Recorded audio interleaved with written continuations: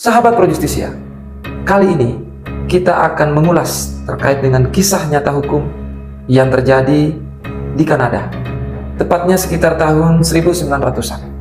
Kisah nyata hukum ini dikutip dari buku karya Munir Fuadi yang berjudul Sumpah Hipokrates. Kisah ini menceritakan tentang seseorang yang mengalami kecelakaan fatal yang mengancam jiwanya sehingga harus mendapatkan pertolongan dari dokter atau pihak rumah sakit dengan memberikan transfusi darah. Yang menarik kemudian dari kasus ini, sahabat Pro Justisia, dokter yang menolong tadi, yang menyelamatkan jiwanya, kemudian harus divonis bersalah oleh pengadilan. Tentu Anda penasaran. Namun sebelumnya, jangan lupa like, share, komen, dan subscribe. Sahabat Pro Justisia, berikut alur cerita dari kisah nyata hukum ini. Sekitar tahun 1900-an, di Kanada, seorang yang memiliki aliran atau sekte Jehovah's. Sekte Jehovah's ini adalah aliran yang dikenal di Kanada yang sangat fanatik.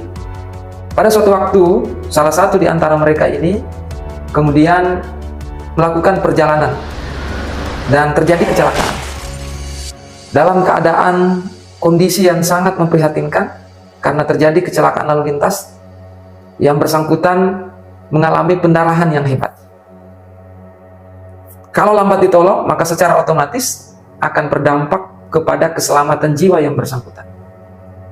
Sehingga akhirnya yang bersangkutan dibawa ke rumah sakit.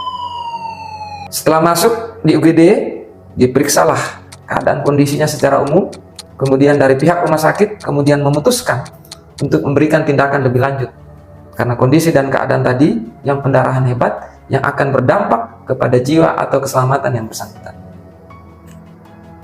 Pada akhirnya, dokter atau tenaga medis yang merawat atau menangani memutuskan bahwa yang bersangkutan harus dilakukan tindakan transfusi darah.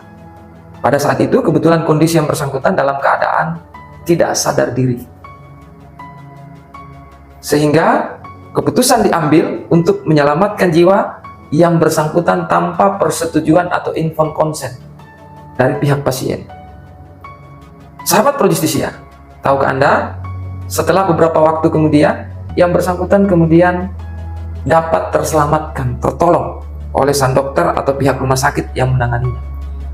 Tentu pada umumnya, baik pihak rumah sakit maupun dokter merasa senang karena pasiennya dapat ditolong, kemudian yang bersangkutan sembuh seperti sedia kala.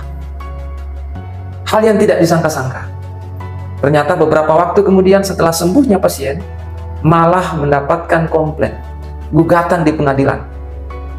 Tentu kita semua juga bertanya, ada apa gerangan? Yang bersangkutan sudah sembuh, dapat diselamatkan dari maut. Ada apa gerangan? Kenapa justru dokter atau pihak rumah sakit dikomplain, digugat di pengadilan? Ternyata sahabat Pro Justisia, pasien tadi yang dari aliran Jehovah's tadi menganggap bahwa yang bersangkutan tidak bisa menerima transfusi darah itu dari orang lain yang bukan dari aliran mereka, bukan dari sekte mereka. Itu mereka tidak bisa terima, sekalipun jiwanya terselamatkan.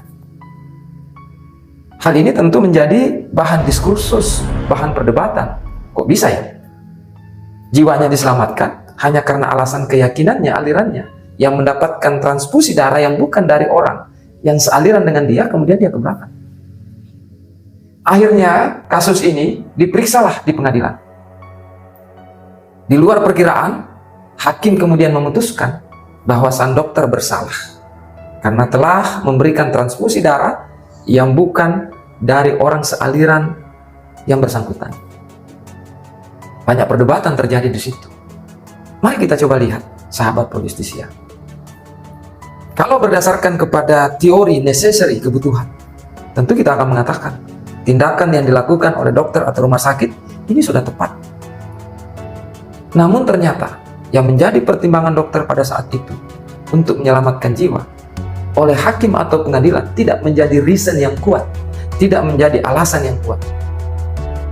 Karena hakim memiliki pertimbangan, bisa saja pada saat itu tindakan yang dilakukan oleh pihak dokter atau pihak rumah sakit ada pilihan atau choice yang bisa dilakukan. Karena upaya untuk memenuhi kebutuhan pasien, termasuk jiwanya, harus sesuai dengan dua hal. Yang pertama, kemampuan finansial. Walaupun memang tindakan itu sesuai dengan kebutuhan pasien, tapi harus tetap mempertimbangkan kemampuan finansial atau kemampuan untuk membayar. Yang kedua, pertimbangannya adalah walaupun itu menjadi sebuah kebutuhan pasien, namun juga harus mempertimbangkan agama, keyakinan, atau aliran dari pasien. Jangan sampai itu bertentangan atau bertolak belakang. Inilah yang menjadi reason, inilah yang menjadi alasan sehingga gugatan yang diajukan oleh si pasien dari aliran Jehovah's tadi ini diterima oleh pengadilan. Sahabat Pro Justisia, semoga dari case ini, dari kasus ini dapat menjadi pelajaran yang berharga. Terima kasih atas perhatiannya. Salam sehat, salam Pro Justisia.